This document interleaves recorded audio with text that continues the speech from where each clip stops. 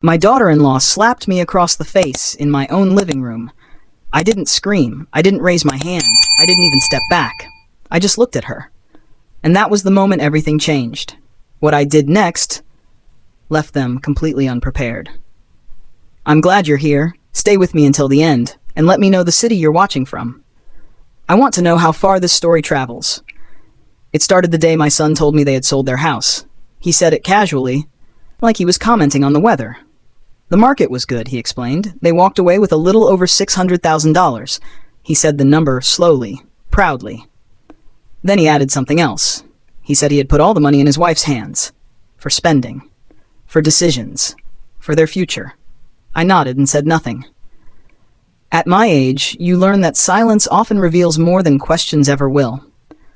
A week later, they showed up at my door with suitcases. They weren't asking.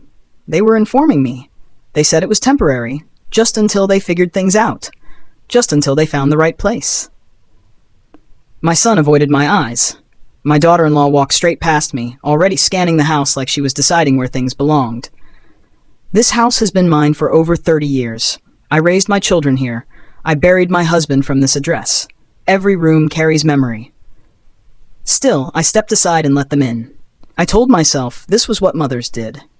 We adjusted. We endured. We made room. For days, I stayed quiet and watched. I watched her move things in my kitchen without asking. I watched her complain about the guest room. I watched the way she spoke to my son and how he never corrected her. And I watched the idea settle in her mind that this house was no longer really mine. The moment came on a quiet afternoon. No shouting. No warning. She told me they'd be staying longer. That moving again was inconvenient. That it simply made sense. I said no. Just one word. Calm. Clear. Her expression changed. She said I was being unreasonable. That after everything they were going through, I owed them understanding.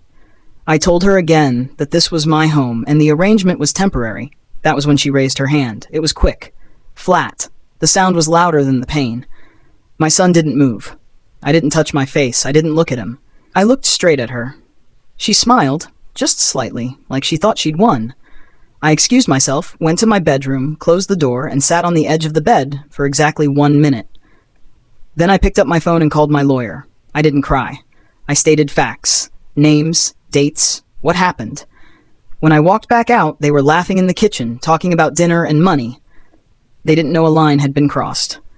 They didn't know my silence wasn't forgiveness. It was preparation.